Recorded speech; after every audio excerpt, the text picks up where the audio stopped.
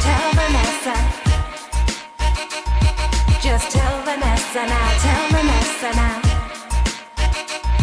Just tell Vanessa, just tell Vanessa. Good evening and welcome to another edition of Tell Vanessa. Tonight we do things a little bit different, so sit back, relax and enjoy. Tell Vanessa. Just tell Vanessa, just tell Vanessa. The Black Lives Matter movement has grown in momentum here in the UK. We've had thousands of people take to the streets in protest against the killings in America. But what does the Black Lives Matter movement actually mean to us here in the UK? Is it about police brutality and institutional racism? Is it about us standing side by side with our brothers and sisters overseas? Or can it be defined by what's happening here on our streets with our youngsters killing themselves through knife and gun crime? So my question this evening is, the Black Lives Matter movement, what does it actually mean to us here in the UK? Good evening. Good evening. Good evening. Please tell the viewers and the audience who you are and what you're doing. I'm Pastor Bossman from Dynamics. I'm the youth mentor. Well, my name is Sheldon Thomas and I run an organisation called Gangs Line, and we run gangs prevention programmes and we train professionals to understand gangs and gang mentality. Okay. I'm Daniel Seven. I'm an entrepreneur and a creative director. My name is Delroy Elliott and I am a support housing worker for ex-offenders and also a foster carer. So you've all heard my opening statement. The Black Lives Matter movement, what has it actually got to do with us here in the UK? Now, Daniel, you set up the UK support group for the Black Lives Matter. Tell us a little bit about what the Black Lives Matter movement has to do with us. Okay, for me, I started this group out of kind of the fact that seeing all the footage and what's going on in America, and what's always been going on, they've always been talking about it, but now we've got camera phones, be able to see it firsthand and live it with them. I can tell it hurts many of us that are over here, even though it's not, I guess, over in this show. And I went to a place where people can talk about it, connect with it, and just really kind of, be able to hear opinions and find solutions of how we can stand side by side with our brothers and sisters in the US. But the Black Lives Matter movement, do you think that many people have just been jumping on the bandwagon at the moment? Because we've had a lot of killings that have been happening on our streets with our youngsters, and the people haven't been involved like what they have been. For example, we've had Mezi Mohammed, which was a youngster that got killed in Liverpool, and he died under suspicious circumstances through the police. And where were the people standing up, marching in their numbers, in their thousands about that? I think that this issue over here is, again, this kind of shows that we can stand side by side, and when something becomes big enough, when we see kind of unity in another area, we feel like we can unify as well. Thank you, Daniel. Sheldon, what do you think of the Black Lives Matter movement? Well, I mean, in America, obviously, they have got some reasons, and I don't think anyone would suggest for 1 second that police should go around killing people of any colour, whether it be black, Asian, whites, Hispanics. We all know that. And we also know that America is entrenched in institutional racism as well. We know there's this part of the judicial system, the amount of young men, especially young black African Americans, who've been locked up in jail. We know that there's an issue there. But I just think sometimes we tend to jump on things that I used to talk about in the 70s, about institutional racism, the brutality of police officers, which my generation faced here. And I just think that we have more pressing problems, immediate problems to do with us as a race of people here in the UK and in America. Can I just ask a question? So you said that we've got a lot more pressing problems here. What do you actually mean by pressing problems? Our youth are on a self-destruction. Not all, but we have a minority of young people who have been caught up in what I would call a legacy of my generation left from the gang era in the 70s, where many of us lost our way, especially myself. I'll speak openly about how I lost myself due to the gang violence. And there's a legacy being left over from that. And that has not been dealt with in terms of us reflecting back on ourselves about the damage we done to our own people. And I think for me, that when you have so many young people, especially young black kids, killing each other on the mainland Britain, up and down, and I'm not suggesting that white kids don't kill each other. I'm not suggesting that Asians don't kill each other, because they're doing that in Tower Hamlets, they're doing that in Tooting Bec, and down in Liverpool, Liverpool. Okay. We've got the white gangs, Crockstiff and the Noggerheads gangs. They're killing each other. What we're talking about here, there is a large percentage of us who are disproportionately killing each other at an alarming rate. And yet, I do not see the same enthusiasm, the same emotion that is being directed to Black Lives Matter coming out and looking at how are we going to deal with the self-destruction amongst the minority of our young black kids. That's a good point to bring Delroy in. Delroy, tell us a little bit about what you think of Black Lives Matter and tell us about your story. Without taking up too much time, my story started in 2004 when my son was ganged up on. He was beaten up, stabbed in the heart, shot in the back and thrown in a river. At that time, I didn't understand what was going on. So I went into Felton Prison and I gathered as many youths as possible and I, sat them in a circle and I said, look, this is what's happened. This is, a murder that's happened, and I shared everything about how I felt when I was burying him, went into detail. And I started to learn from what they were saying to me that they themselves has lost the respect for parents. Okay. A lot of it starts there. They lost the respect for parents, they dishonour their mother, father, and it starts there, and then they start to join a gang to get appreciated, to feel that they're part of something. And then they're moving on from there. And if it ain't a gang, I've spoke to guys that did arson, and they did it because they felt, no one's listening to me, I need to do this. Then I went on to working on campaigns. We did marches, we did various stuff with Don't Trigger Mama, various Not Another Drop, we did our own marches, and I even went into the mayor's office, we sat down, we discussed a lot of stuff, went into parliament, discussed a lot of stuff, but what I gathered, the information I gathered from it all, is that it's a not one issue, it's a lot A culmination of issues coming together. Loads. We have a problem with absent fathers. And I think that a young person growing up in an unbalanced home, and I'm not suggesting that single parents, single mothers cannot raise a child. That's not what I'm suggesting here.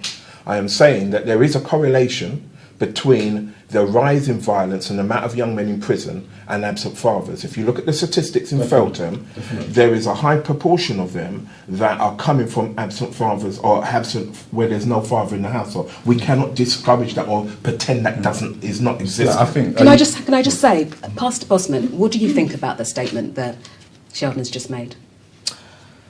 That, to some extent, I believe it's true as to it all begins from the home. Okay. Because when the home is sound, society will be sound. And when the home is broken, society will be broken. And I believe that we have to also look inward as a community. Because when we tend to always blame others, I'm not saying people are not responsible for some of the things that are happening, but we have to also look inward, sit down, take stock of our own selves, our lives, and our families, and see where we've fallen short. And do you think it's easy to actually say that the problem that we're having at the moment is with the youth crime is because there's a lack of fathers in the household? Because the reason why I say it's easy, because we're almost kind of criminalising a whole group of youths and saying that this is the reason why. Yeah. But there's lots of other reasons. But we're not suggesting there's that. education as well. There's the education system. There's the housing system. But at education, the same time. we're not. No one is discouraging that education, the system, and role models, music does not play a part. But you cannot raise a child in an unstable environment, in the home I'm talking specifically, and then expect a fantastic outcome. Now let me explain what I mean, because I don't want no one to think that I'm talking about single mothers in a bad light. What I'm trying to say is that society has almost accepted men take no responsibility.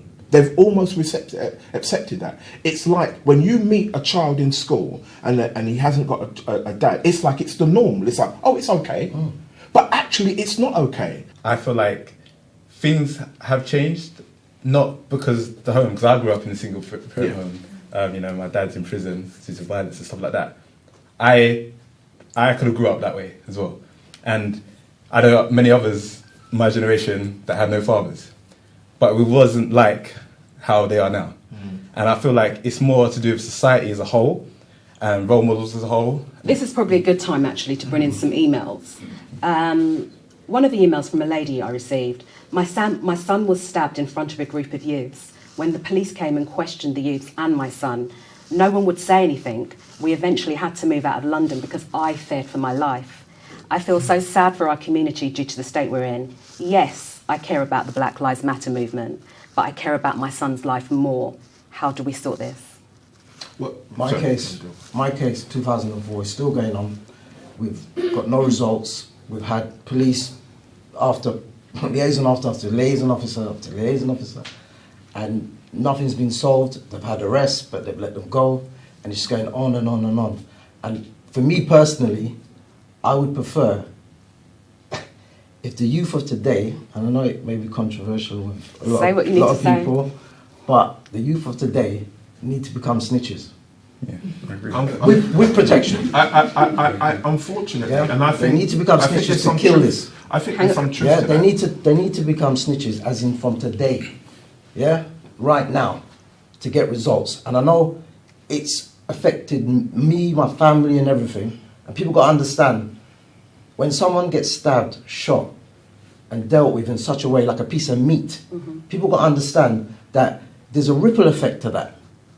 And for people to just be around that kind of scene and not say anything. Some of it is actually to do with fear. Yeah. The youngsters are actually scared to say anything. What do you do in that situation? Because this is a woman that's actually had to move from her home because she's scared. She feared for her son's life. What do you do in a situation like I've that? got one example. I speak to ex-offenders daily. I'm with them daily. When they used to be selling the drugs, they'd have one phone for dealing, one phone for personal. Yeah. Why don't you, the snitch, get one phone, put the chip in, snitch, have another snitch phone, throw it away, card, gone. And then the police will go and investigate, and I understand that the police, it's hard for the police to move on that unless the person's going to come forward There's another or way. going to court. There's another way. Yeah. Crime Stoppers, and I know a lot of people don't understand this, but Crime Stoppers is not linked to the police. Yes. A lot of people think Crime That's true. Stoppers is. Most people but do. But That's it's true. not. That's true. I can say categorically true. that Crime Stoppers is nothing to do with the police. No matter what, you do not snitch, you do not tell, yeah? You don't, that's the code that they live by. So even if you have to go and take some time inside, you don't open your mouth, you keep it to yourself. That's But the only one. then it comes back down to the very point that I'm saying, that we have pressing issues here that have to be dealt with. We're back to that point where, and we're not tarnishing all young people, we're just talking about the ones involved in this lifestyle. That's right. So I just want to make that That's point right. That's across. right. So is there a lack of momentum within the black community for the killings around the youth violence? It's a broken picture of yourself. It's like if you, for some reason, if you look in the mirror and all you see is broken glass, the way you look at yourself would be distorted. And unfortunately, how society has pictured it and how we kind of look at ourselves or what we think of ourselves is so broken that we think this is manhood or this is how I should be. This is what I'm going to amount to. Because you don't see much leaders, I don't know, like Bill Gates, Black Bill Gates or whatever, that they could look up to and be like, And what's your opinion, Delroy? The man in the mirror. Michael Jackson sung it. That's what you need to do. You need to look in the mirror and truthfully ask yourself, what have I done today where I've helped someone? Yeah, that's right. Where I've put some good words forward or whatever it takes. Gave someone some money, whatever it takes. Everybody just looked in the mirror at themselves and say, what can I do? And Mr. Bossman, do you think there's a lack of momentum within the black community? Lack of momentum, yes.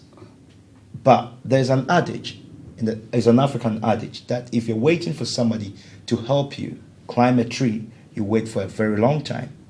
You either start and somebody gets there, they can push you. So that's a great place to stop. We're going to take a break now, and when we come back, we're going to take some questions from the audience. Just tell Vanessa, just tell Vanessa. Just tell Vanessa, just tell Vanessa. Welcome back, and our first question from the audience is from a lady called Lydia. Hello, I have a question related to today's theme. So, do you think that the Black Lives Matter movement is US specific? If not, how do you think that authorities in the UK, so like the government, politicians and police, can do something to help make a change and take a stand? So we're going to give that question to Daniel. Okay. I feel like Black Lives Matter is a US specific issue. However, I feel like, as I said before, the world's getting smaller, and because of the issue being so vast and seemingly there's no justice there, that if we can pressure our government or other governments around the world to put pressure on the US government to change things. Has anyone else got anything they want to add?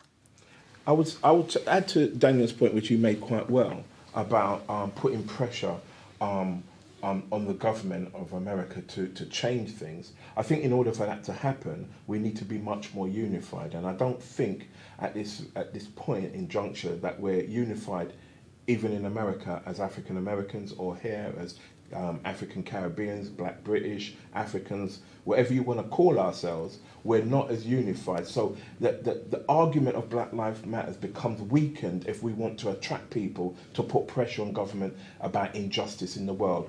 Okay. So when we're talking about unification and getting people together, I grew up with that song, Free Mr. Mandela, that went global. White, black, Indian, Chinese, no matter where you come from, you heard about that. Song, yeah. And it put pressure on Africa to make a decision.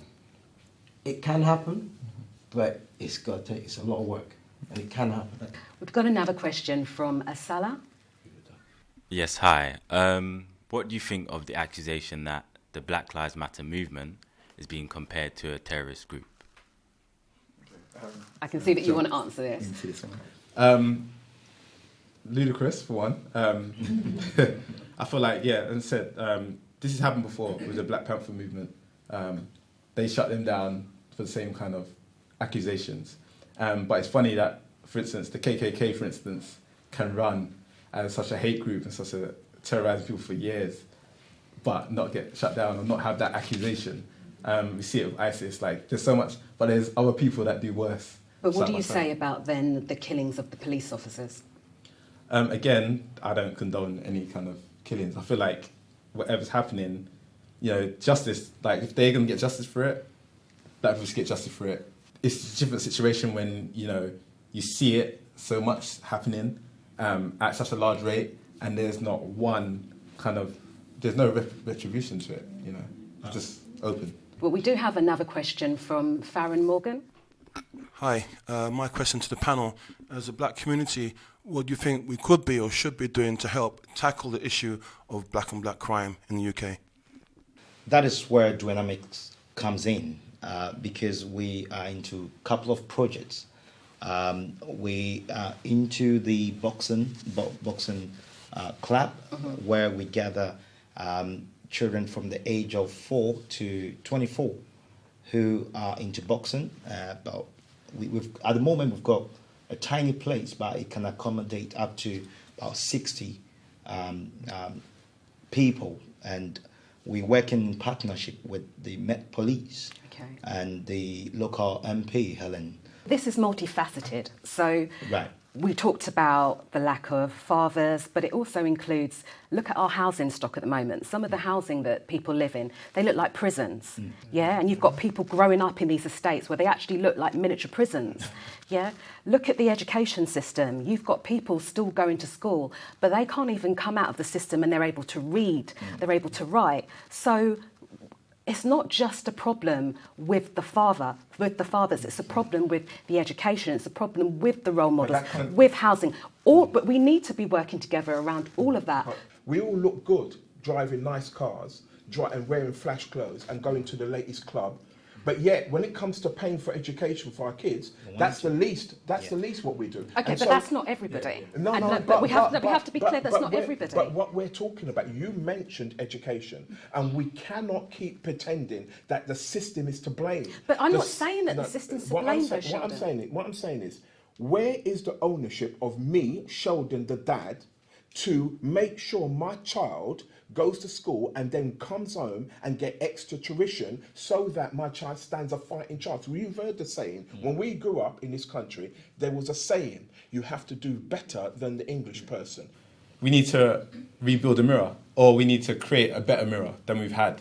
So if we don't create a new mirror of great leaders, of great role models that people can see that actually I can do more, I can do better, actually there's another path from this, and unite, then we can actually fight this whole black and white culture. Can I just actually get some questions from the audience, because I can see some people have actually got their hands up. My name's Danielle. My question is to Sheldon, actually. I just wanted to say, if you are somebody from the system, so you've been in the care system and you've been abused and you have low self-esteem, obviously you found that inner strength to go back to education, but what if you don't have that inner strength? What if you're broken to the point of beyond compare, you're suicidal? What do you do then? To answer your question, I actually didn't find it. I had help from a man called Bernie Grant. He was a black MP. He then took me to America to meet with a man called Jesse Jackson. So I was mentored, and that's the reason why I talk about role models. Right. And I agree with everything you were saying about when you're damaged to that point, you need assistance, you need help. And this is why I'm always talking about men and women going back into the community to help those who are damaged. Bernie Grant was never a gang member. He was an MP. But he saw something inside of me. There's no way here that it's like, focusing on everyone learning everything and understanding, even understanding white history, understanding black history, or whatever it is in the world, really understanding it and using that education system. Because I feel like here it's very kind of... But don't you think that it's some of the responsibility of your parents to teach you some of that? Because I know when I came home from school in the evenings, I had to sit down and read with my dad. And I wasn't reading, I was reading books about Africa, and he would make me sit down, and every night after school I had to read about different villages, about what was happening. So that's where I got my education and my learning. But what happens when you haven't got that? What happens when there's no parent to teach you that? Or like you said, before, people are broken beyond despair. We need to have that infrastructure. Well, we need to have both. So we need to have the infrastructure in place, but we do need parents to take responsibility, because the education can't always be outside of the home. Yeah. From the home, we have organizations and institutions that can also offer help. The church is an institution that can also offer help as well when it comes to mentorship and also educational stuff that can help out to educate people, to groom people. Life will not give you what you want. You have to fight for it. How do you think we can restore the faith within black and mixed minorities within the justice system? I believe we need more men and women from our communities getting involved in those systems. You can't fight a war from outside. You fight it from within. And I think that this whole idea of us not joining the police force is ludicrous. We should join the police force, because the way to stop racism is bringing more of us within that system. Can I say something? Of course you can. Right. We, whether black, white, Indian, Chinese, wherever it is, as black people, the guy will walk on the street and he'll put his hoodie up and he's labelled straight away as this is a thug, this is a person, on a whole. There's people walking on the other side of the road when they see gangs walking like that with the hoodies on.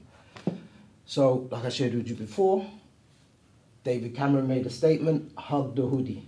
What do you think he meant? He meant go towards the hoodie, sit there and bring something to them. Whether or not it's in an organisation or institution, whatever it is, you can do it yourself. So we're coming to the end of the show now, and I go back to the opening question. The Black Lives Matter movement, is it relevant to us here in the UK? Start with you, Pastor Bossman.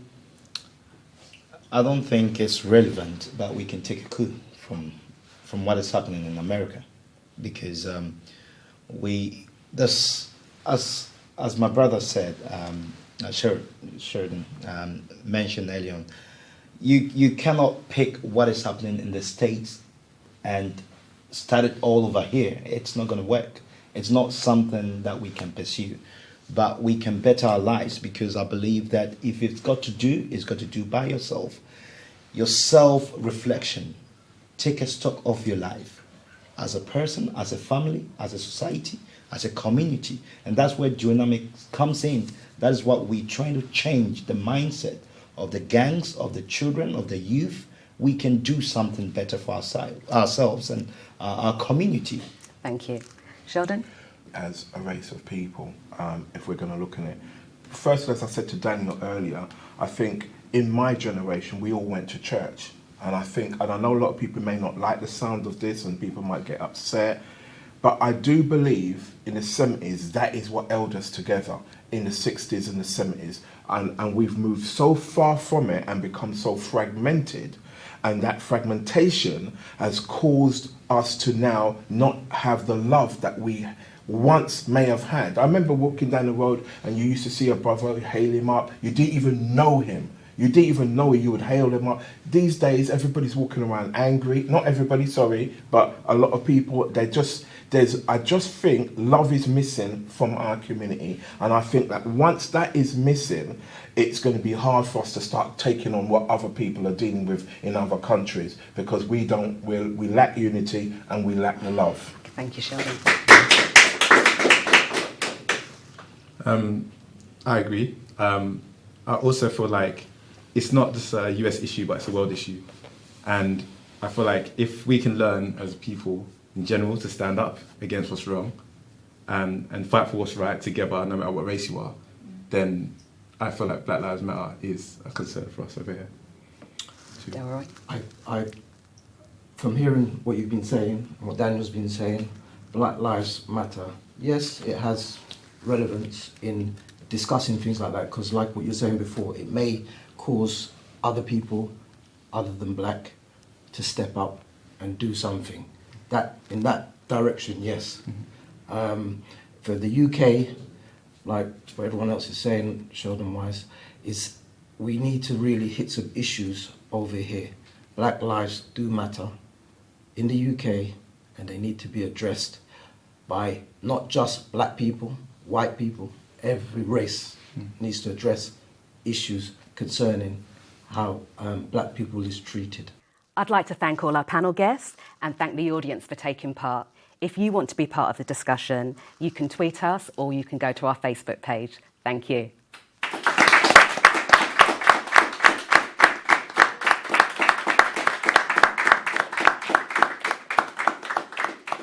Just tell Vanessa, just tell Vanessa. We've come to the end of another great show. I'd like to thank all our guests and thank our audience this evening. If you want to get involved in the discussion, the details are at the bottom of the screen. Thank you and good night. Just tell Vanessa, just tell Vanessa. Just tell Vanessa, just tell Vanessa. Just tell Vanessa now, tell Vanessa now. Just tell Vanessa, just tell Vanessa. Just tell Vanessa, just tell Vanessa now. Tell Vanessa.